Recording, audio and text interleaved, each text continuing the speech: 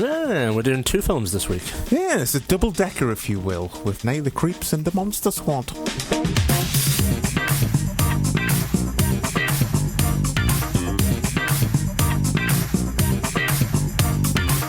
Happy Halloween! It's time for the Chris and Chris Show.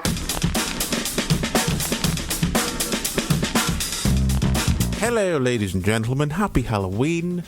I'm Chris. I've got a great one this week. I'm Chris with a Chris C. I am unprepared. I'm Chris with a K. Damn it. Such a good one this week as well. Good. Yeah, Night of the Creeps and Monster Squad. We just realised before we started recording, it's both by Fred Dekker. It's a double-decker. It's nice. It writes itself. It does. I wonder if anyone's used that before. Surely. We're going to use it to plug the show. Exactly. I'm going to change the show art now and put that in there. Yeah, definitely. Proud of it. Yeah. Just get an image of a double-decker. Or a bus. You could use a bus. I was going to say the chocolate bar, not the bus. Yeah, so that'll be fun. I hope everyone's, because this will be going up on Halloween, so hope everyone's had a nice, or will be having a nice Halloween, watching some scary films and that. Getting little kids coming to the door begging for money. Did they beg for money, or was it Not old anymore, sorts now? not anymore. Not like when we were kids and we went out and went to trade. Yeah, we just went at the door and went, have you got a penny for Halloween? Say, what the fuck? Just literally begging.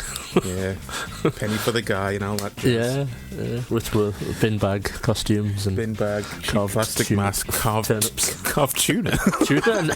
My brain just gives the wrong word there. A tune-up. My favourite was always when you always go to the one grumpy bastard's house where you go like, have you got a penny for Halloween? You go, skunt, and slams the door in your face. That was always my favourite guy. Yeah, see, if we were more like articulate and intelligent, we would like put money through the letterbox and go, here you go. To like just insult them. Like put a few pennies through the letterbox with a little note saying, I hope this helps. I remember that one time when I was a kid when, it was still during the asking for money phase of Halloween. And me and a friend would just say, tell you what, just for a laugh, next house we'll go to, let's say trick or treat, see what they say. Like, let's be American. So we did, and they literally had sweets ready, and I was like, what the fuck? Like, the one house we chose are the ones that celebrate with candy. It's like, is it something you can stipulate? Like, I'll have cash or chocolate. Apparently, yeah, maybe. Weird. But before we get to the movies, a few sad deaths to announce. Richard Roundtree, the original Shaft, passed away on the 24th of October from pancreatic cancer. He was 81, bless him. And of course, Paulie, Burt Young from Rocky. Yeah. 8th of October, and he was 83. I didn't see any cause of death. I'm guessing that's just old age. Old age, and I don't know, I could be wrong, but did he suffered from like throat cancer or something? I think along the line, I'm not sure. Way or something. I'm not sure. Yeah, so maybe. I wonder if it was just a sort of combination of that sort of stuff. Yeah. I think that he wasn't well for a long time. I think. No, I don't think so. No. So yeah, God rest his soul. Yeah. The bum that he was. Yeah, let's do a your bum in honour of Paulie after 3. You ready? Yeah. 1, 2, 3. Your bum. There you go. So shall we just get cracking? Yes. The night of the fall is finally here for Chris, Cindy, and JC. It's going to be the best night of their lives. But tonight is also the night of the creeps. From a world unknown comes a nightmare unimagined. First, they are under you, around you, on you, and then inside you. They get in through your mouth, and you walk around while they incubate, even if you're dead. They are a new breed of terror. Freeze! They are a different kind of horror. Zombies, exploding heads, creepy crawlies. We could have a little problem. The creeps are taking over. I got good news and bad news, girls. What? The good news is your dates are here. What's the bad news? They're dead. You have never had a night like this. Night of the creeps. If you scream, you're dead. So we're going to do these chronologically, starting with Night of the Creeps, released in 1986, coming in at 1 hour 28 minutes. Written and directed by Fred Dekker. Apparently Fred Dekker wanted to do this movie entirely in black and white. But the studio was obviously a little bit nervous and didn't quite want to do that. Mid-80s, you know. So it's probably like a lot to put a movie in a cinema all in black and white. Yeah, he's probably lucky they let him do the first 5-10 minutes. Yeah, absolutely. Starring Jason Lively as Chris, Tom Atkins as Detective Ray Cameron, Steve Marshall as JC, Jill Whitlow as Cynthia, and of course Dick Miller playing Dick Miller. Yeah, pretty much. Yeah. So, Chris, what's it about? Killer brain slugs from outer space that turn people and dogs and cats into zombies are unleashed on a college campus thanks to a fraternity initiation prank gone wrong. Meanwhile, a burnt-out wisecracking cop investigates and is connected in some way to the space slug's origins on Earth. So where do you want to start with Old Night of the Creeps? First time you've seen it, right? It is, yeah, first time. Yeah, I think... I will say it's a very unusually tempoed movie. There's a funny feel about it. I think for the first half an hour it is. Yeah. I think once it gets going, it's kind of non-stop. Yeah, once with the action kicks in and stuff. Don't know if it's just me imagining it, but I get very weird Signs vibes from the film. There is a few people in this that are in Weird Science. Yeah. I think it's after obviously the intro, which is very late 1950s and stuff. But then when the two kids are like riffing off each other, especially the JC stuff and that, I just don't know. I got like, I wonder if that's what I wonder if that's what he's trying to do. Well, probably. There's probably some influence there with John Hughes was the king of the teen movies. You got to remember back then, and obviously he's peak at this point. Yeah, I was gonna say, I guess Weird Science would be 1-2 year old or something at this point. It would have been the year before. Yeah, 85. Yeah. So it's quite interesting how it kind of touches on a few different like genres almost. Like you got the I was going to start with. That's what I like about it. It's like it's part 50s throwback sci-fi, part 80s zombie movie, part teen comedy. You've got the more sci-fi elements with the aliens, slugs, and all that. And even how it just starts on a spaceship with aliens. I always forget that's how it starts. Yeah, it's mad, isn't it? How it jumps around, really. Yeah. But yeah, I did enjoy the start, like the black and white stuff and all the very typical, like the guy going into the forest and he's called Johnny and stuff. Yeah. And it's filmed quite authentically. If you just switch that over on TV, you'd think it was a 50s, 60s movie, probably. Yeah, like Fred Dekker must be like a massive fan. I imagine of that, that genre of that time period and stuff. I'm sure. I think I've seen pictures of like him giving an interview and like his house is the room he's in's like got tons of old film memorabilia in him and stuff. He's a big movie editor. I mean, if you just look at the amount of like, they're not even hidden, like the on the nose references to everyone's named after someone. You've got Chris Romero, James Carpenter Hooper, Cynthia Cronenberg. I'm sure there's one of the cops is called Raimi. They are. Yeah. They're literally, it's all the big horror people, really, and it's just a nod to them. And I don't know if this is a nod casting wise, maybe not. But did you notice old boy Robert Kerman from Cannibal Holocaust is one of the cops? Oh no, I didn't. He's the the patrol cop that almost gets killed by the axe murderer. Yeah. Him. That's the professor from Cannibal Holocaust and Eaten Alive and stuff. Yeah. Well, that's pretty nice. The first time I watched it, I was like, who's that again? I didn't recognise him that well without the moustache. I'm like, fuck me, it's him from Cannibal Holocaust. Oh, that's cool. Yeah, probably is undoubtedly. Little nod. Cool. Yeah, I was going to talk about when it's in like Jill Whitlow, who's in this, the love interest. I always forget she's in Weird Science, but like very briefly. And one of the fraternity girls that like answers the door to the zombie boyfriend, she's like one of the love interests in Weird Science. Right. I hadn't caught that. That's interesting, yeah. Again, it could be like a semi-deliberate thing. Yeah, maybe. Maybe it was just those girls were kind of known for. Just the girls that were in all the teen movies at the time. Just the same crowd of actors in it. Yeah. I was going to say though, like every time I see, like I always think I know Jill Whitlow from more stuff. She just seems to have a really familiar face, but like apart from always remembering, she's got a small role in Weird Science. The only other thing I know her from is an episode of like Freddy's Nightmares I used to watch a lot when I was a kid because I had one of those 3 episodes on one tape releases, and she was in one of them. But watching it this time, like there's a weird like link to like the Shivers, the David Cronenberg movie, which kind of inspired this. and then there's Slither, which was kind of inspired by both of those movies. Yeah. And this time I'm watching it, I'm going, yeah, Jill Whitlow kind of reminds us of Elizabeth Banks. Yeah, she does have that look, doesn't And she? she's in Slither. I'm like, that's weird. Yeah. Is that why I was thinking of it? I don't know. Just like a mad sort of cross connection of things. Yeah.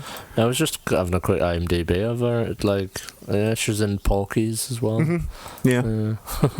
Just seeing if like maybe because you're right, she has one of them faces. I think. Yeah. Where You feel like you've seen her in loads of stuff. But she hasn't got a packed IMDb list at all, has she? Really? Did lots of TV. Well, in the 80s. 1990s. She did Tribes. She did quite a lot of episodes in that. But yeah, interesting. Maybe it's just kind of took a step back from acting. Yeah, maybe. And she's, I think she's adorable. Yeah, definitely. Yeah, she definitely stands out. Yeah. Obviously, she's very archetypal sort of role. The prom queen sort of thing. Yeah, it's a bit on the nose how she like immediately like falls for Chris a little bit and stuff. Like, Yeah. I think. Well, that's kind of what I appreciate about both these. It's just when you get like inundated with a lot of modern stuff, and then you just go back to the nice, easy days of 80s movies where like under 90 minutes, they don't fuck around. That's why. It's just because we're used to people fucking labouring the point now, going like, oh, we're gonna wait 15 minutes before this. No, just do it straight away. Yeah, they're just like, boom, my character now is attracted to your character. Yeah. No reason why, but it's happening. They're gonna be together forever. Credits. What do you think about obviously the main dude, the Chris guy? Well, for the first time I saw this, which was I didn't see it when I was younger. I saw it when like maybe 20s. And it was always weird because to me, before this, he's always just Rusty from European Vacation. Yeah, so it was bizarre seeing him as a lead in the movie. It's kind of hard not seeing Rusty for me because it's literally the only thing I know him from. Yeah. So yeah, when watching this, it was just like it constantly had that feeling of like National Lampoons. you just keep expecting he had Chevy Chase off camera and go, Russ! Yeah. It was a bit weird, a bit jarring. But no, I like the duo. Like his mate JC is like the typical like he's like the confident nerd that you see often in movies where like he's a massive gobshite who always is about to get himself battered. Yeah, I totally saw like the DNA of this film in like something like 10 Things I Hate About You or something. Yeah, that, like, they do have a similar relationship with Joseph Gordon-Levitt and what's his name, David Krumholtz. Yeah, you're right. Actually, I didn't think of that. Yeah, it was just like literally as I was watching this film, I was like, oh yeah, I was just getting total vibes of it. Yeah, they're really interesting. It's kind of grim though. Spoilers, obviously, folks. If you're going into this, you haven't seen it, but I would recommend you go watch it. It's a fun movie, but grim though when the JC character just like dies alone, knowing and leaves a tape for his mate. I was like, Jesus, the film just suddenly stops. Then you're like, this is grim. Yeah, it's really weird, that, isn't it? Like, it feels like it's a tad underbaked as well. Maybe it's like I'm surprised he didn't see that happening or anything. Or I wonder if the film had more time, would you see something happening there? There is deleted scenes. I don't know if that's one of them. I didn't have time to watch them on the Blu-ray, but that might be in there. Yeah, I wouldn't be surprised because it just feels like he's such a big part of the movie, and the big scene is him getting infected, but then that's it. He's just dead, and he dies off screen. It's just strange. Just kind of smacked me as a bit odd. I do wonder if because the bit where the dickhead Aryan bully guy like trips him up. Mm-hmm. You notice after that when he gets up, he takes his tape recorder out of his pocket and stops it and puts it. And I'm like, was there more to that, like the tape recorder thing? Subplot, yeah. I did like the line. There's a particular line at one point where he says, I think he says something like, why don't you go over there and practice goose stepping? To the Brad character. Yeah. Oh, he's such a good douche, the Brad character. Yes, yeah. He's like he's like overdone just to the right amount where you're like, Jesus Christ. I love the scene where obviously he gets infected at the end and comes to talk to the Cynthia character, but she doesn't look at him, so she doesn't know he's like brain dead, and he's just sitting there with slugs falling out his mouth. Yeah. Again, that's like very like Shaun of the Dead or something. Or, yeah. It's interesting how like I don't know, these films can probably like unconsciously like influence films, like 20-30 years later and stuff.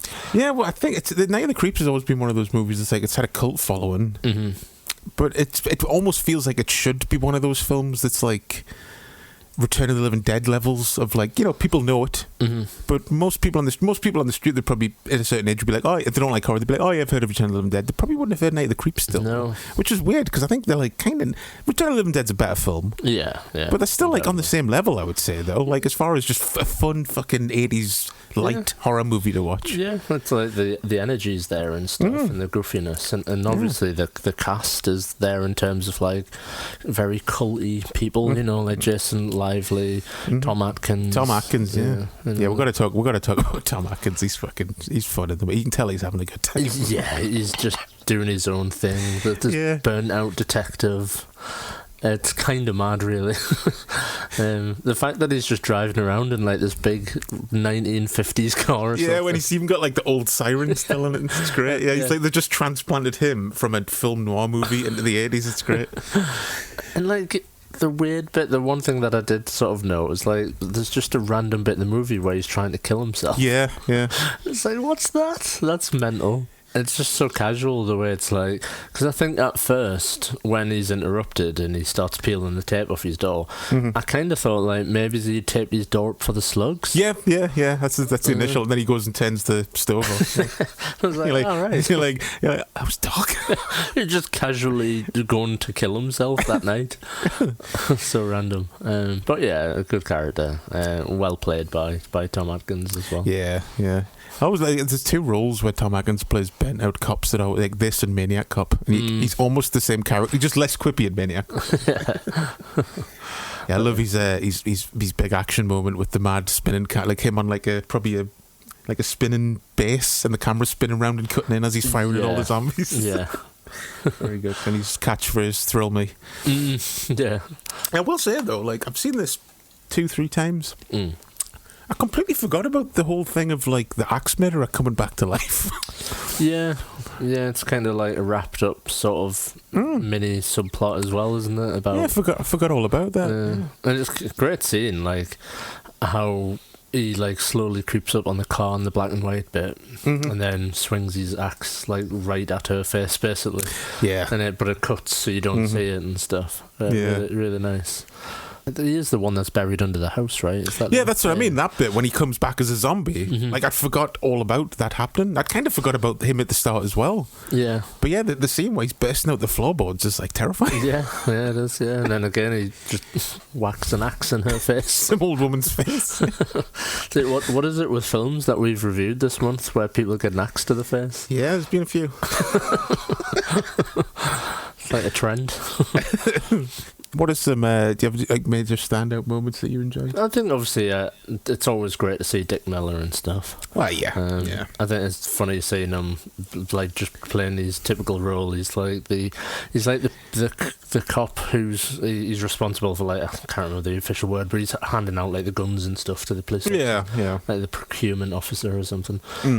So they like go to ask for like weapons and they ask for a flamethrower and he gets like. Honestly, it just feels like the riffing on Terminator a little bit. Because he's like asking for weapons and then Dick Miller's like, hey, you can't have that without the right forms, and then he gets the shotgun and goes, here's me form. Again, it just feels very like, was that a deliberate nod to Terminator maybe? Well, that's what I was wondering with everyone being named after directors and stuff. I'm like, is Detective Cameron named after James Cameron? Or is that too early? I don't know. Yeah, strange. I can't think of anyone else called Cameron he would be named after. No, it could be, I suppose, yeah. That's strange. But yeah, that, and like I said, just the, like I probably would have said the bit when the zombies bursting out the door, the floor and stuff, that's really creepily done and stuff. Quite like the bit when he's in the toilet as well, the JC character. Yeah. Like suspenseful and creepy, like how you can hear the noises, but like you don't see it until he like opens the door and stuff. Did you notice the Monster Squad graffiti on the toilet door? Yeah, did I? Yeah, that's cool. Mad. I guess he was already like writing it or something. Yeah, I think it was already done. Yes, but it's just cool that like took that risk. Like it might be my next film. put a little Easter egg in there. Yeah. So it almost feels like they take place in the same universe. Yeah, you never know. Yeah. Any standout scenes for you though? Well, those two, like the killer, like I said before, the killer coming out the floorboards, and I forgot about that whole section. Dick Miller's cameo I had written down as well. I really got a laugh and right around it again when he puts his arm around Cynthia for the first time and gives that silent celebration. Yeah. Yeah. That really made us laugh. Yeah, again, very rusty. Yeah, it is, yeah. And watching it, I was just like, oh, that's so rusty. And just the line that's like on the poster, and like a classic line from this movie is like, "Good news, your dates are here. The bad, like, no, the good news and bad news, your dates are here. What's the bad news? They're dead." Yeah, that's a total trailer moment. That Yeah, as well, it's a great line. Yeah. Yeah, there's a lot of fun like moments in this movie. I think it's probably a good film to watch like with people. One of them films, like watch along sort of party movies. Yeah, it's a perfect movie if you like having a bunch of people over to watch movies on Halloween, where you don't want anything too heavy, but you still want some crowd pleasing moments. Yeah. Like, because by the end it gets quite gory. There's a lot of people getting shot in the face. Yeah, they just go mental with the effects at the end, basically. Yeah, they do just blow the load with all their effects in the last 10 minutes. It's pretty crazy. Like the zombie dog and stuff. And Yeah, the zombie cat as well. yeah, zombie cat. Yeah, when she just picks it up and it's like mangled face. Very crazy. Obviously, got a nod to the boobs for the dads in the movie. Yeah, there is some boobs. I forgot there was bit. boobs in this, actually. Yeah. There's just a really lecherous shower shot. You gotta have a bit of TNA. I think it's during the montage, isn't it? That bit where the shower. Yeah. Yeah. Well, it was the 80s. Yeah. You gotta get that stuff in. A bit of titillation. You do, yeah. Sure, it must have been fucking annoying, though, going to, like, being a teenage girl in the 80s going to see a horror movie. Imagine if it was flipped and every time we went to the cinema it was just cock. It's like, oh. You'd be like, oh, come on, man. Just one boob. Totally. Yeah, it's just one of them things. It was like expected after, films like the Friday the 13th films and stuff. And gotta get the titties in there. Titties sell tickets. They certainly do, apparently. But I was going to say if you had any like major criticisms, but I guess we just covered. Like, I agree that like it takes a little bit to get. I wouldn't say it was boring the first 30 minutes. No, it just takes its time a little bit. Yeah. I think if I was going to be really brutal, obviously, I would say the movie in general felt a little bit underbaked. I felt like the Tom Atkins character like probably should have had more. And linked into the film a bit more. I thought, like I said, the JC stuff was a bit random, but perhaps it was cut. I know I saw some trivia that like he was basically told it had to be under 90 minutes or less. Yeah, the film. Yeah. So he's probably like had to squeeze it in, because I thought like, I don't know, there's just certain elements that kind of felt a bit random. The bit when the zombie tries to grab the cops in the car. Yeah. And it felt like something was going to happen there, and it just cuts. I think the pacing of the film feels off, but probably because there was a lot of stuff that had to be pulled out of the movie. Probably, yeah. It's weird. And I mean, with stuff like this, it's quite there's a lot going on. You got aliens, zombies, slugs, fucking zombie dogs and stuff. So, like, he's kind of juggling a lot of different things for a first-time feature. So, when it comes to first-time features with problems like that, I kind of let him go. Like, Yeah, I know why they're there, the problems, you know what I mean? I just think that it might be, to be really brutal, and this is obviously just my opinion, but I think it might be a bit of a Fred Dekker problem. Because I think I'll touch on it in Monster Squad as well, but I think also like with RoboCop 3 and stuff. Aye, that kind of ended his directing career. Yeah, I just think he's like... He's almost there, but he just doesn't quite get there with some of his ideas and themes and stuff. And it always just feels a bit like, it's great, but it could have been kind of more. I don't. I mean, I'm not gonna. I don't want to use RoboCop 3 as a fucking example, because fuck knows what was going on with that movie. Yeah, totally. Yeah, I'm not gonna lay it entirely on him. Like, to be fair, but I also think like if it hadn't been Fred Dekker, it might have been a lot better as well. That movie, to be brutal. Who knows?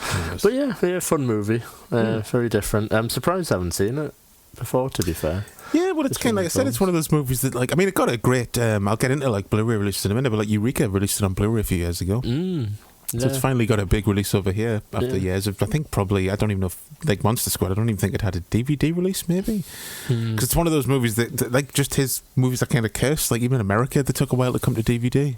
Both Monster Squad and this. But yeah, I was going to go into the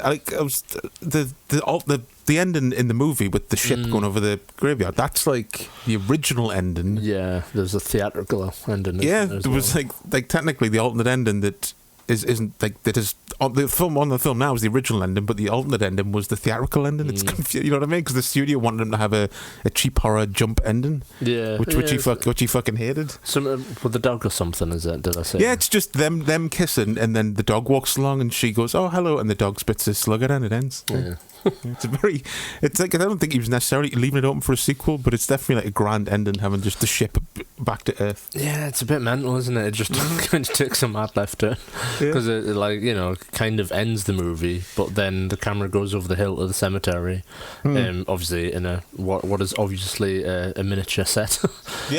Mad. But then it's like a really long shot of a UFO slowly like coming over. And it's like it's a really ominous ending for quite a fun, light-hearted movie. Yeah. Interesting thing though that Fred Dekker says in the commentary, that ship was used in DS9 in one episode. Really? Yeah, because he worked with Fred Dekker wrote a few episodes of Enterprise. And I think the guy that did the effects told him later they all used the ship from Night of the Creeps in an episode. That's good. Have a look. I mean, you should have a look and see which episode you can find it in. Yeah. That's what was one of them where, because Star Trek was always surprisingly cheap, and like where they could use pre-built models and stuff, they always would. So they get the money's worth out of sets and stuff. Yeah, the amount it's almost like a fun drinking game where you can spot like props that have been previously used in other films and all sorts of stuff. Why not? Saving money instead of pissing money away like some fucking TV shows. Yeah, totally. I guess we'll quickly go over the Blu-ray releases that are available. I mean, as I said, you got the Eureka Blu-ray, which is I think still available. That's chock full of stuff. You got 2 commentaries, a making of, deleted scenes, the theatrical ending we were just talking about, interview with Tom Atkins. It's loaded, and everything you need pretty much. The Scream Factory release in the US is I think it's kind of the same. Maybe it's a few more interviews, but they've got for some reason, I don't know why. Probably just because it was spread over 2 discs, but they've got the theatrical and the director's cut, and the only difference is the ending. I'm really? I was just put the alternate ending on as an extra. It just seems a bit, I don't know, fine, I guess. If you maybe want to watch the whole movie with that theatrical ending, I don't know. It seems a bit pointless. Weird.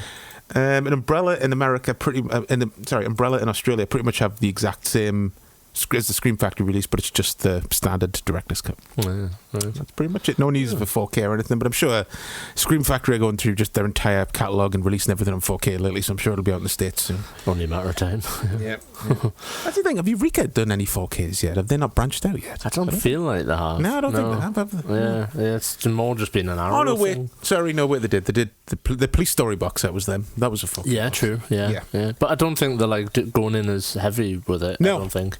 No. Yeah, so what about poster art and stuff? Because there's a few. Yeah, it's not so much on the merchandise side, obviously. I mean, just because we normally talk through it, nothing really in the way of action figures or anything. No video games, obviously. I think it's a little bit too obscure, even for the NES. But art-wise, there's a really nice one just for the movie itself by Casey Booth. Which is a very retro-y style, with the sweeping text across the middle. Yeah, that is nice. That's really nice. Graham Humphreys, of course, he did a very Graham Humphreys rendition of the poster. There's no doubting when you say that it's him. Sent you 2 images for similar things where there was one in America and there was one in the UK of a double decker. Why the fuck didn't they use that? Fuck me. They should have called it a double decker extravaganza. But yeah, it would be one of these things where they rent out a retro-y cinema and show the 2 films back to back, double bill. Jason put my tooth back in. Jason Edmonston did a really cool poster for the double bill. Yeah, that's nice. And then obviously Matt Ferguson for the UK did one for Bottleneck as well. So again, nice. And they're very different as well, aren't they? Very different styles. Yeah, massively. Yeah, well, one's the Matt Ferguson one's almost interpretation-y type art, very specific. Yeah. But so there is some good artwork out there. Obviously, a lot of love for these 2 movies that we're talking about this week. Just thinking, actually, when you were saying merchandise, I'm pretty sure, I think it was Scream Factory, maybe, when they did the first release, you could buy a limited edition. It came with a Tom Atkins figure as the cop, I think. Yeah, I could see that, yeah. It was the one where, like the sort of Necker do with the clothes and stuff. It was kind of one of those. I think it was made by Necker, actually. Ironically, Necker, they've just announced the release in Halloween 3. Tom Atkins figure. I think that's what made us think, because I think there's a whole thing going on where it's essentially just the same figure with different clothes. Yeah, you could pretty much just pull it off, really, and be like, it's a Night of the Creeps figure. Yeah. Change some of the clothes a little bit. Yeah, when it came out, neck exclusive Detective Ray Cameron, you could get it with the Blu-ray set. Yeah, that's cool. Yeah. But aside from that, I mean, there might be something else, but I don't think there's that much out there for Night of the Creeps, really. No, I think that's pretty much it. Yeah, I don't even think it hasn't had a soundtrack release either, has it? Not that I saw. No, I'm not sure. Yeah. So I guess Money Squared. You know who to call when you have ghosts, but who do you call when you have monsters? We're the Monster Squad. What's a squad? It's like Miami Vice, I think. They're young and inexperienced. Naughty virgin. They're a bit disorganized. Monsters are not real. We don't know that, sir. 2,000-year-old dead guys do not get up and walk away by themselves. But when strange things start happening in town, There's a monster in my closet. Whoa! Look at that big, scary monster!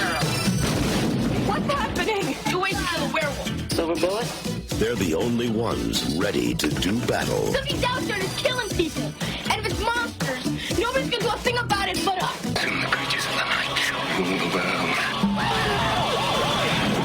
Real monsters? Us? Midnight. In the world, remember? Maybe we can be like Mask Squad and Stitch, you know? Two mask bombs. Yeah, 1035, Stitch back up! Hurry Or Nature Squad. The book is right. Don't you see it's all true? By midnight, You guys! they won't seem so young anymore.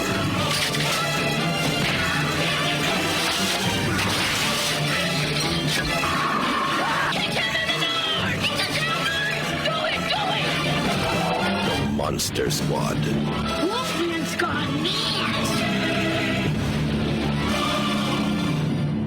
So the Monster Squad from 1987 comes in at a brisk 1 hour 22 minutes, if only films with that length again these days. Directed, of course, by Fred Dekker. It stars Andrew Gower as Sean, Robbie Keeger as Patrick, Ryan Lambert as Rudy, Brent Challam as Horace, Ashley Bank as Phoebe, Leonard Cimino as Scary, but actually really nice German man. And as for the monsters, you got John... Have I spelled his name wrong? I think John it's, Grease? Grease. It's fucking spell checks. Change it to John Tries. Fuck's sake. I was like, that doesn't look right. John Grease as the Wolfman, Tom Noonan as Frankenstein's monster, Michael Reed McKay as the Mummy, Tom Woodruff Jr. as the Gillman, or Creature from the Black Lagoon, and Duncan Rieger as Count Dracula. A flop at the time of its release, mainly due to kind of bad marketing, but eventually gained a cult following on home video, like a lot of films did back in the 80s and 90s. What's it about, though? 100 years after a botched attempt to banish Count Dracula to a phantom realm, Dracula and a host of Universal-esque monsters descend on a normal American sleepy suburb. The only thing standing in the way of Dracula cursing the earth to darkness is a gang of children that wouldn't be out of place in the Goonies movie. They're experts in their field of monsters, and they go by the name of the Monster Squad. Yeah, it's funny, the Goonies thing, because I've always thought of the film as Goonies with Universal monsters. Yeah. But I was looking today, reading up a bit about it, and Fred Dekker said he hadn't even seen the Goonies when he wrote it or filmed it. And I'm like, maybe that's true. But then I think of, like, I don't know, you've cast the same mum. But there's also a Shane Black connection with that, because she's also in Lethal Weapon. Yeah, like, there's reasons. I can see why she's in this, because of Lethal Weapon, yeah. But then you think, like, I don't know, like, you've got the fat kid, comedic relief. Yeah. You've got Frankenstein, who's kind of the sloth. Yeah, there is some connections. You've got like the mum and the dad who are like the adults in the movie, and then in the Goonies you've got the villains, the bad guys. But it still feels like there's a lot of like mirroring going on.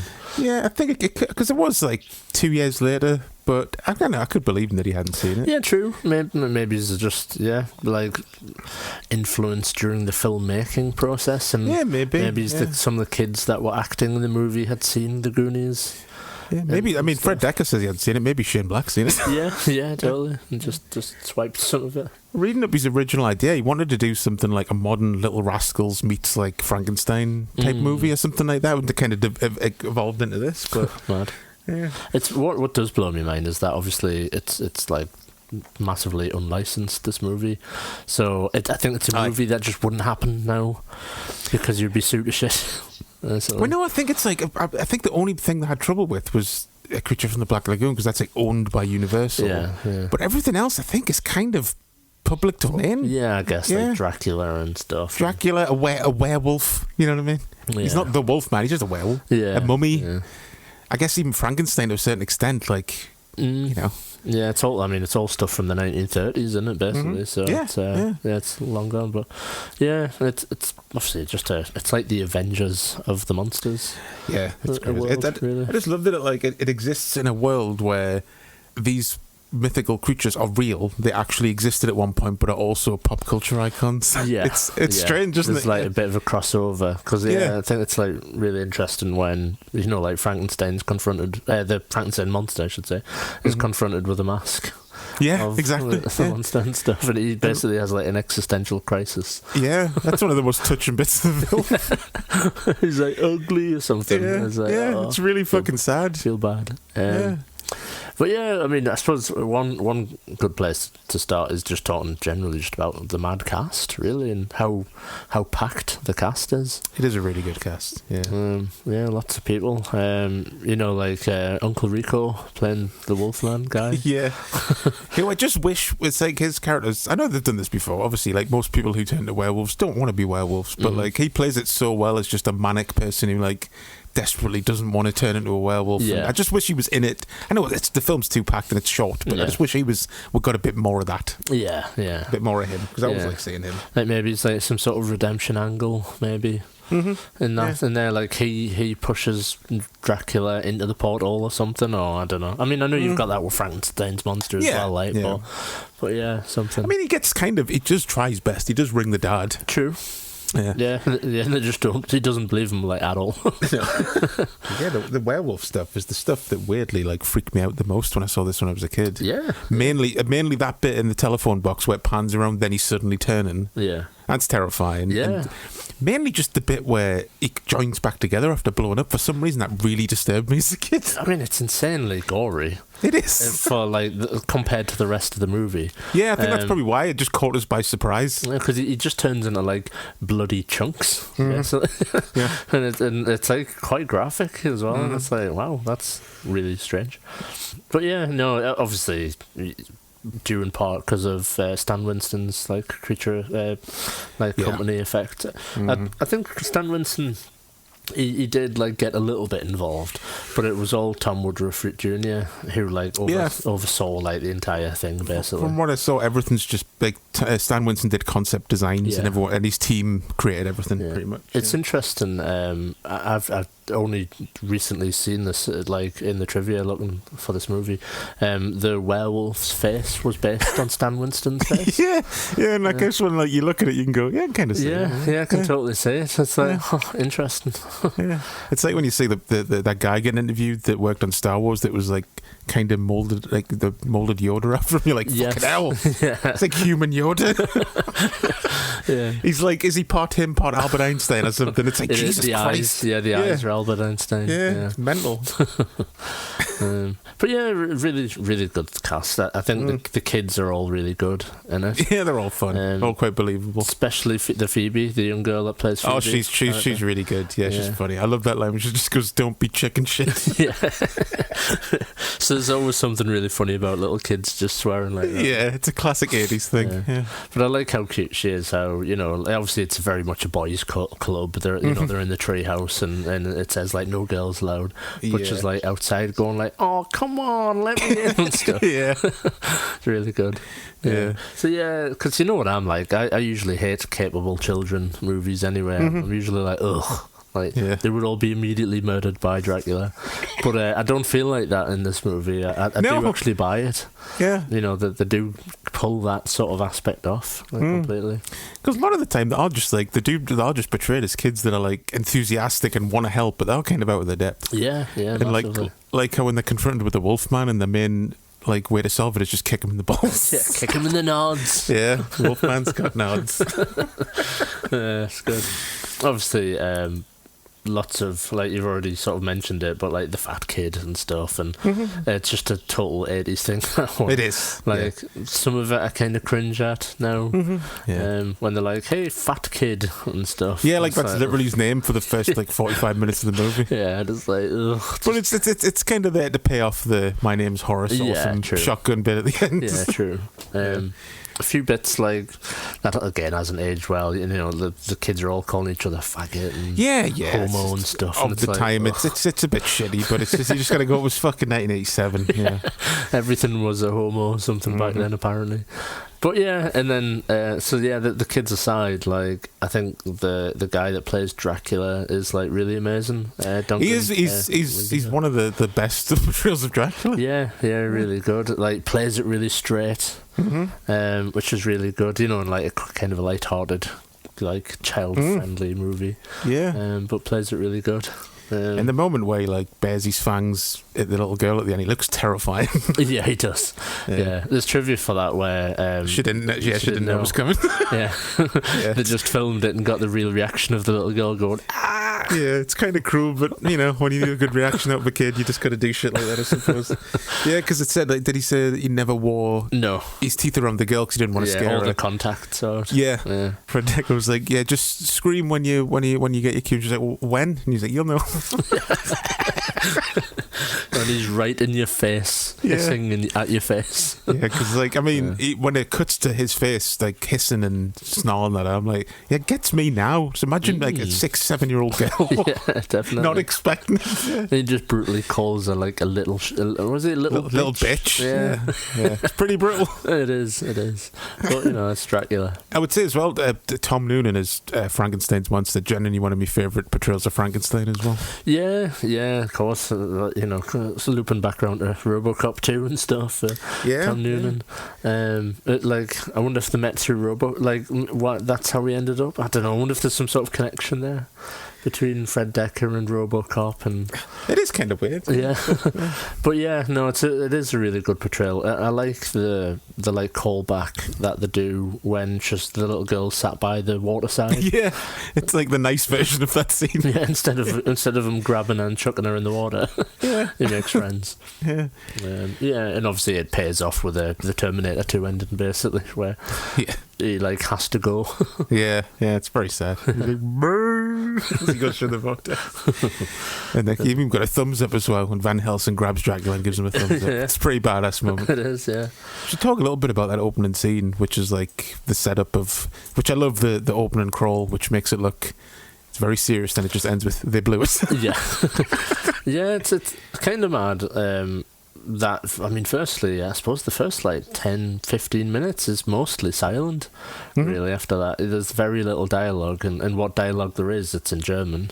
It's just like kind of an interesting start. Kind of, I guess, very Fred Dekker-y thing to do, I guess. Like, he started Night of the Creeps with like a totally different thing, and he starts this film with a totally different thing. That's why these both work as just a really good double bill of like throwbacks to older movies that, like, you know, Fred Dekker would have grown up watching. It's kind of the same. It's like the 50s and 60s equivalent of what people are doing now with the 80s. You know yeah, totally. Yeah. But yeah, just like that opening scene, because it's almost like watching a Hammer movie if they'd like were still making a movie in the 80s with like bigger budgets. Yeah. You know what I mean? Like, it's a shame like we didn't get that in the 80s, like more creepy Castle Dracula movies, but with like bigger budgets and stuff like that. Would have been so cool. Yeah, it's cool for what it is. It's really, really well done, that scene. I love that, like, apparently he wanted to do like way more with it. there was going to be like a whole army, and there was going to be like blimps and stuff. I think that was the original Shane Black script, which was huge. Fred Dekker was like, we can't. Just like bankrupt the studio. Like we're not fucking Spielberg. We're not going to give her like 80 million to make a little silly monster movie with kids. Yeah. Yeah, I'm sure I saw something. There was an army in Zeppelins. Yeah, that's right. Yeah, it's like crazy. But yeah, well, that's cool. It's cool that I always think the Portal reminds me very much of Evil Dead. Yeah, it's very Evil Dead too. Like proper nod to that. It like almost looks exactly the same effect and stuff. It would have been the same, yeah. Yeah, it makes sense. Yeah. So yeah, interesting. But yeah, cool. It sets up the premise of the movie well and stuff. I think there's maybe like a little bit of a disconnect between like the portal and what Dracula's like motivations are for finding the book and stuff. Yeah, but you know that I was probably at risk of overthinking it. Yeah, you just gotta go with the flow. It's like 80 minutes, like as it hits the credits, and it's just a fun, fast-paced some monster movie. Monster movie, yeah. And I think that for the time that they have, all the monsters actually get something to do. Yeah, as well. Like they all have the little bit like the mummy stuff, you know, like hiding in the closet. And I love that scene. That's really funny. Yeah. The like running gag where is it like Eugene? I think the kid's called. Yeah, where like he keeps seeing the monsters, but nobody like kind of believes him. Yeah, and just kind of like whatever stuff. The dad's like no monsters in here, and it's like right there in the closet and stuff. I do like Dracula's first appearance in like modern day when he's on the plane. Yeah, again, that's a really cool scene. Yeah, and the hatch opens and he just floats. Yeah. I always remembered that bit from when I was like that really stuck in my head for years. That moment, and then just turns into the bat, and it's nice. Like it's kind of like well done. It doesn't look too hokey or anything. The effect. No, it looks really good. Yeah, they kind of cover it with like smoke almost. Yeah. And of course, the fucking freaky bit later where he like gets shot and he's half man, half bat. Yeah, and it's like, ugh. They just went mental with that effect, basically. Yeah, it's quite disturbing. I'm glad it didn't hang on it too long. Yeah, because it's one thing about this film. It's like thematically a bit weird. Yeah, like it's quite light-hearted and comedy, but then it does get dark. Like we've already said about the werewolf bit and stuff. It's just the fucking 80s, man. They didn't fuck around with kids' movies back then. They were like, kids can handle it, shut up. The cops, the dad, his mate, who is in the car when does Dracula throw dynamite at it, or does he just set it on fire? Can't remember, but it blows up. It blows up, the car, and like the black guy, the friend, he's in the car, and he's like no, and then it blows up, and there's a shot where you actually just see like a burning corpse in the car. Obviously, like it's a mannequin in there, but it's like Jesus, that's like well brutal. They didn't mess around in kid films. No, they certainly didn't. I mean, there's even some kind of messed up shit in the Goonies when you haven't seen it for a while and you're like, oh yeah, fuck. Yeah, with corpses and stuff, like on the traps and all that sort of stuff. Yeah. I mean, the opening scene where he like fake hangs himself in his prison cell. Yeah. Like that's like the opening scene of a kid's movie. Yeah, they did not mess about. No, certainly didn't. But yeah, there's a lot of like in this film. Well, definitely. There is. It's very fun, very quick. It's like I said, it's another one of those films that I've said makes a good double bill. That's why we're doing the show. But like, it's a good one to stick on Halloween as well. Just it kind of sums it all up, like atmosphere wise. Yeah, I'm pleased to say because the last time I watched it, I didn't really enjoy it at all. Really, I was like, fuck off, film. Were you in that kind of mood? I was in that time. I watched Ghostbusters and was like, it's not that good, is it? Ghostbusters. It's not even funny. And then I watched it like 2 years later and was like, was that fucking on drugs that day or something? What the fuck? Just really, really angry at life. I must have been. Yeah. But I'm glad you've changed your mind. Cause I was kind of worried about doing this review that it was just going to be me going, yeah, but, and you going, fuck shit, stupid man, werewolves, not real. Totally. No, there's definitely a lot to like. I think it helped maybe is that I watched like a really nice cleaned up version of the movie and stuff, and it helped. I think maybe the last time I watched it was really like a really bad transfer, like a DVD that was crappy, and all the colours were bleeding and stuff. It just wasn't a very good way to enjoy the movie or something, and it just felt like it was a bit cheap. like cheaper than I remembered or something. Yeah. Weird. Where actually it's it's really good. Just quite tight. That Shane Black's writing and stuff, and the effects are like hold up and stuff. Yeah, it's really solid. It definitely. It's a shame it like flopped so badly when it came out. It would cost like 14 million, made about 3. Yeah, like in the UK especially as well. I dare say it's like quite unheard of. Unless you were like you saw it when you were a kid renting it on video, because that's I'm pretty sure I've double checked a million times. Like that the VHS was the last time it was commercially available in the UK. It's mental. Yeah. Because even as a kid, I do remember we were talking about this the other night. I like saw it once, and I could just never. Whenever someone was like, "Oh, I've got the Monster Squad," I was like, "Fuck, can I borrow it?" Because it was impossible to find even on video. It's weird. It's so weird. And yeah, like looking even. I mean, we'll get to it, but like Blu-rays and stuff, like not really available at all in the UK. No, I think the last. We'll get onto it in a bit, but I think the last Blu-ray in America was the 20th anniversary Blu-ray. So that's 2007. Yeah, crazy. But yeah, a few other things I just wanted to call out.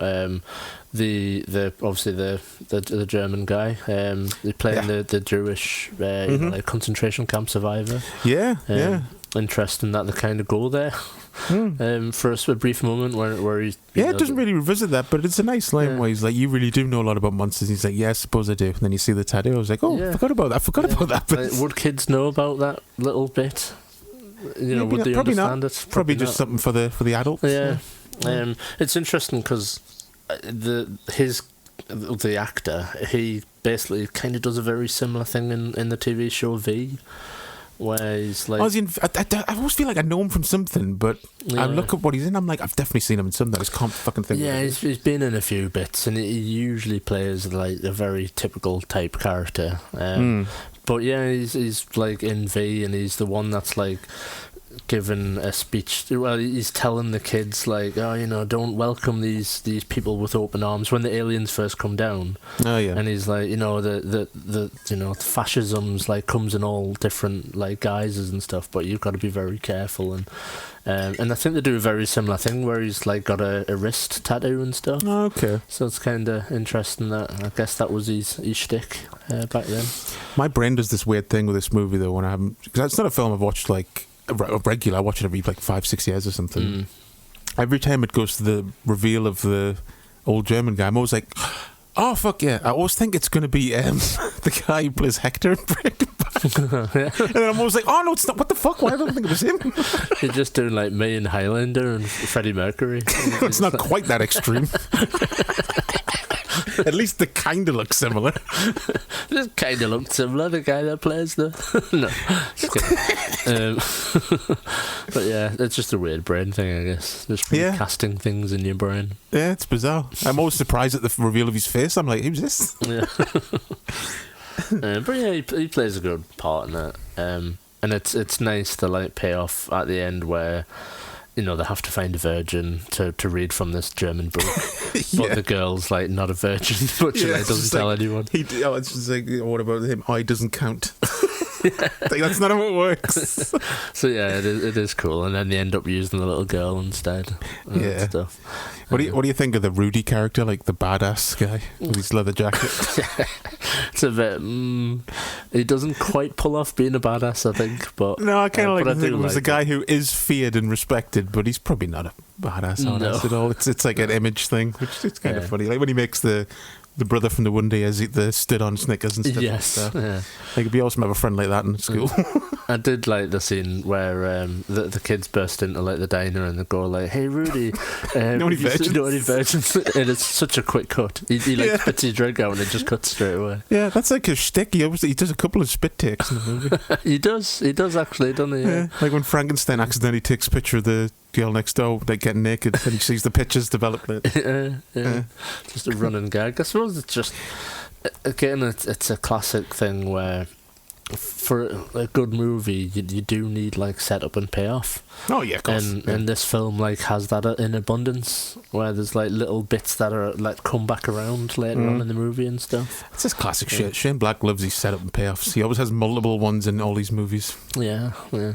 Obviously, like moving into some criticisms, that there is stuff like, I felt like the mum and dad subplot was like underused. Probably could have gone somewhere.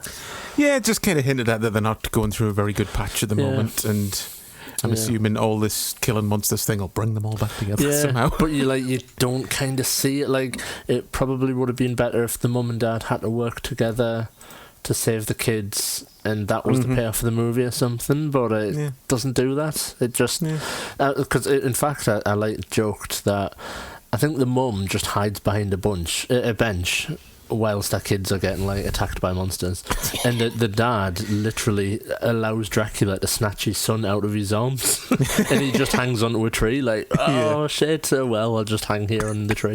So it's kind of like weird. It's the Frankenstein's monster saves the day basically. He does, yeah. He was being a proper dad. So it's kind of weird. So yeah, and again, like I touched on it in the last bit of Fred Dekker sort of stuff where I think like just some bits don't quite land in the movie. Like I said, the Dracula and his motivations and what he's doing and stuff. I wonder if he regrets like the end. Well, the penultimate line in the movie, the like end joke that finishes off his movie is the Eugene character kind of saying, "A mummy came in my house," and it's like I know I can see what they were trying to do, but it's like it's just such a shit delivery by the little kid, and it's just like it doesn't work, and it's like if I'd made that film, I would have been like, I'm not ending my movie with that. Just get rid of that stupid. I definitely would have cut that out. Definitely. I think that it nods to. I think there's a cut element of the film to that. I think there's something about sex in the film or something. Like the Eugene character overhears his mum and dad having sex or something. I think I saw some trivia about that. Like, so there was a setup for that line at the end of the movie. Oh, right, so the setup's there. Yeah. The setup's gone, basically. Yeah, so it just kind of comes out of nowhere. Yeah. Which is weird. But having said that, it's I would say it's much, much tighter as a movie than Night of the Creeps. Yeah, we know it's second movie. Tighten things up a bit. It definitely has that feel. It would have like improving on what you did the last time. Yeah. And it's bigger, obviously, more bigger in scale. Yeah. Well, one thing though that I think we might have another first in our hand here. Is this the first movie, considering it's 1987, with a song at the end that is the plot but sang through a rap?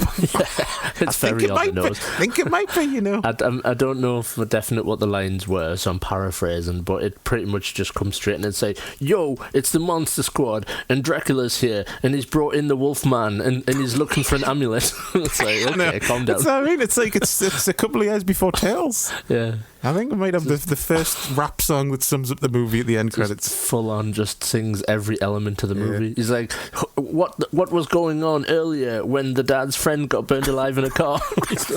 Thinking, what was up with that mummy came in my house line? That made no sense. Yo, critiquing the movie in rap. He's like, mate, I wanted you to just summarize. I don't want you to fucking review. But yeah, it's a very just you can't miss those lines at the end of the movie. No. Yeah. I do love the montage song though, the "Rock Until You Drop." Yeah, it's cool. That's an absolute bang. Yeah, cool bit because I think there's somebody say like, "Oh, there's nothing can stop us now." I think Dracula says that line or something, and then it just has a little montage of the Monster Squad getting ready. Can't beat a montage. Need more montages again. We do, we absolutely do. But as for any major highlights we haven't talked about? I liked the bit where Dracula had a cupboard of women to snack on. Yeah, it's pretty dark. Sends them into his brides and they're just cowering in fear in the corner. Yeah, it's such a like out of nowhere scene where he's like, I'm going to have a bite to eat or something, he says. Yeah. And then he just goes to a cupboard and there's a padlock on it and he just opens it, 3 cowering women in there. It's quite funny. Really don't do much. No. Once they turn into the bride. No. The brides are always portrayed as, well, they're kind of, mainly this film, they're portrayed as kind of useless. Basically. They just stand there, like, bare their teeth and get fucking staked. Yeah. I think one literally just walks into a stake. Yeah. Like, stakes herself, technically. It Rudy just dispatches them. I think, doesn't, like, the Rudy character basically kill multiple people in this movie? Like, he surely needs, like, therapy after this. Yeah, he's like, shooting the Wolfman and stuff. Shot the Wolfman, killed a woman. Yeah, hot woman right in front of him. Yeah. Shot a stake at a woman with a crossbow. Yeah, years of therapy. And obviously, lots of talk of them looking forward to watching Bill Murray's Groundhog Day. Did I really understand? Oh, did you not get it? No, I did. Oh, okay. I thought you were genuinely like, that's not even out yet. No, I'm just joking. Yeah, they've obviously made up their own movie, but it's just ironic that, you know. Oh, yeah. Straight away you think, Groundhog Day? I just think it's a very, like, I don't know about, like, maybe it's in America, it's more known, but I didn't know what Groundhog Day was until, like, the movie. Mm-hmm. So to use, like, the term Groundhog Day to just describe a repetitive slasher series is pretty genius. Yeah, definitely. What's he? When do you never go into pictures for if you can literally watch it from his roof? I know. I'd much rather do that. Yeah, he's just got binoculars and snacks. Yeah. Hey, you got a Burger King and everything. But yeah, like, I feel like we'll probably talk through the main ones for me. Is there anything for you? Just a few of the horror moments. Like, I love how he uses a slice of pizza to fight off Dracula. It's got garlic on it. I was like, that's genius. Yeah, it's like feels like clever, if you know what I mean, like really, like, because it's the fat kid and stuff. Yeah, and he would have a slice of pizza in his pocket, and he's quick thinking enough to think, well, they don't like garlic, it's probably got garlic in it. It's really funny. Yeah. And just the great bit that everyone always loves, where he takes out the gill man with the shotgun, and he's like, my name is Horace, and you get that action zoom on him pumping the shotgun. It's great stuff. It's just funny that he just literally just blows away a monster with a shotgun. There's no like fancy thing to it. Nah, no fancy way to kill poor fucking creature from the Black Lagoon. Just shoot the fucker. Shoots it in the chest. Yeah. I think that to credit to the writing, there is some stuff going on, like, deeper below the surface, because I made note of, obviously, the main character, is it Sean? I think, yeah, Sean. His dad's like a cop, and I guess it makes sense that they call themselves like the Monster Squad, because it's like the influence that, like, his dad being a cop and squad cars and I don't know. So maybe I'm overthinking it, but I just kind of thought that was kind of cool. Yeah, that even on that level, the like name of the gang makes sense. Yeah, that makes sense. Yeah, that's quite cool. So I'll do home media again. Like I said, weirdly, still, I'm pretty sure, correct us if I'm wrong, write in, tell us, but I'm pretty sure there's never been a DVD, and there's definitely not a Blu-ray in the UK. It even took a while in America to come to DVD, and that's the only one I've got. And then there was a Blu-ray, like I said, 20th anniversary Blu-ray. I think that's been out of print for a while. Wicked Vision, who we've mentioned before, who did the great Tessus release, they did a Blu-ray with 4 different cover variants. I think that might be out of print now. I couldn't find it anywhere for sale. But Kino Lorber in the States are putting out the film's first 4K release on the 20th of November, so get pre-ordering. What about poster art and all that? Is there any more? Yeah, so similar again with Night of the Creeps. Obviously, you're not going to get video games or, you know, action figures, although it would be cool to see some action figures from the movie, I think. Yeah, because they've got, like especially Wolfman, like everyone but Dracula, I guess. I mean, it would be great, because he does look great as Dracula. He's got a great face, but, like, everyone has a unique design. Like, Frankenstein's quite unique, the Wolfman's quite unique. Yeah, so missed opportunity, I think. You know, Necker have spent a lot of time. So, I mean, in theory, they have done these characters, Necker, recently. They've done all the main Universal monsters. So, you know, if you wanted a Dracula figure or a Frankenstein's monster figure, that they're out there, but not in this guise. But I think if NECA did get through doing all the Universal monster movies and they wanted to do something similar but different, I would be really keen to see them do Monster Squad figures. Yeah, definitely. So yeah, no video games that I'm aware of or anything. But it sadly flopped too hard for a video game time. Yeah. Again, like, not even on the NES. It's a game where you're jumping over snakes and bats or anything. Nobody made one. But yeah, there is quite a lot of art, similar to Night of the Creeps, really. Graham Humphreys did a really nice piece of artwork using his primary colours that he always uses. Yep. Unmistakably Graham Humphreys. Mondo did a set of vinyls, like pressings for the soundtrack, the score, and Jason Edmiston, he did the art for, like, the covers. So there's like 4 different covers.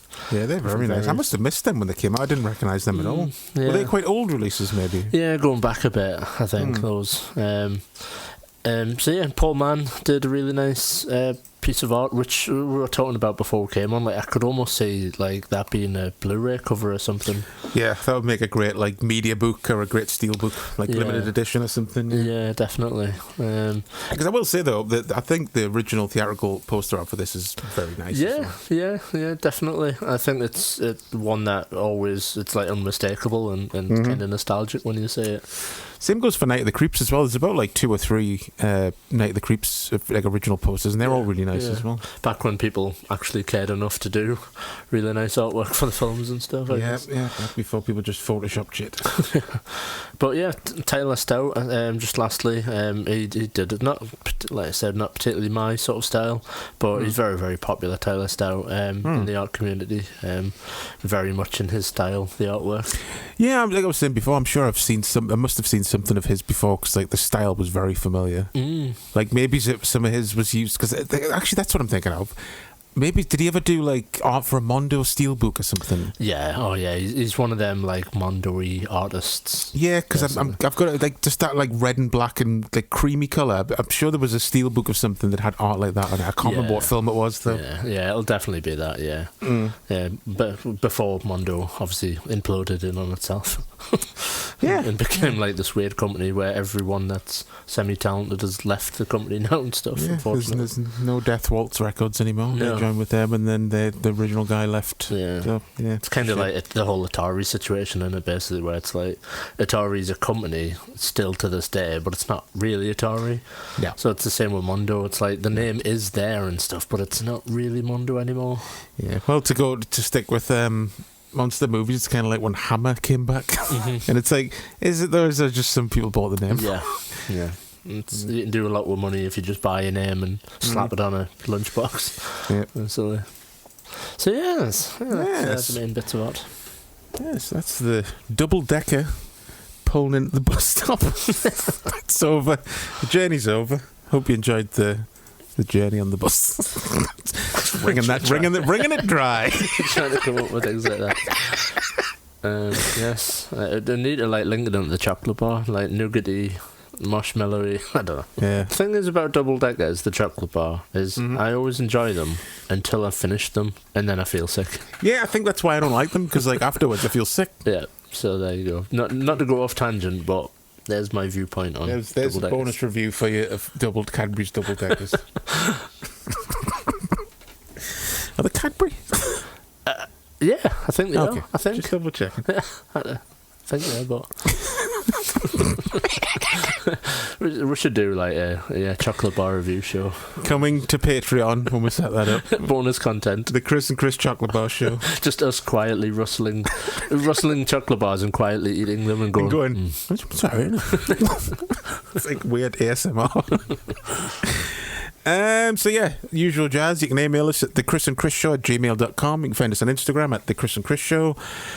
Facebook, all that jazz. And also, we don't say this enough now, but whatever podcast provider you use to listen to the show, give us a star rating and leave a little review. It helps. It helps get the show out to more people. Yeah. Build up that fucking following with our content. I'm going to start having to use more buzzwords like that so people take us seriously as content producers. We need to get on TikTok. That's what we need to do. Apparently we do. That's where all the audience is these days, the TikTok. Get on TikTok and do cute little videos where I've got some sort of Tourette syndrome tick or something. I don't know. I always say that sort of stuff. Cute girl gamers who have Tourette's. Apparently that's a thing. Is that a thing? Yeah, I think it quite is actually. I don't know what the fuck's going on these days. Stupid. Kids. Stupid, man. That's all this internet stuff. So get outside, man, and play football. Get outside like the Monster Squad. Exactly. Get on your bikes and go to the woods and see if you can find some monsters and get accosted by a druggie. You didn't see the fucking Monster Squad sitting in the house playing Fortnite, did you? No. They fucking went out and did things, solved problems, murdered people. Stabbed some chick in the heart with a piece of wood. Yep, and probably got off scot-free. So did we decide on the November series of shows? Was that concrete? What we're talking the other night? Yeah, I think quite possibly. I think a bit of a John Woo. Yes, because I'm thinking about it, with 200 fucking shows, I don't think we've reviewed a single John Woo movie, which is insane. Call ourselves fans. Yeah, I was thinking, even when because I was thinking, did we do Hard Target? But no, because we still really haven't done that much Van Damme. Yeah. It's all the fucking Heavener years just ate up all the fucking... Really did. We only had time to do Heavener, and then every now and then we did like a Terminator film or something. Yeah, some of the RoboCop or something. Yeah. So yeah, we're going to do... we haven't quite nailed down what the films are going to be, but I'll announce them on Instagram in the next week or so. So we're going to do a month of celebrating Mr. John Woo, Mr. Jonathan Woo. I think we'll do, the probably guessable the ones that we'll probably do. The main ones. The classic Hong Kong ones. Yes. So yeah, that'll be starting in November, or tomorrow, I guess, because you'll be listening to this on the 31st. So. Yes. Yes, happy Halloween once again. Indeed, happy Halloween. Until next week, I will see you doing the pit. See you neep.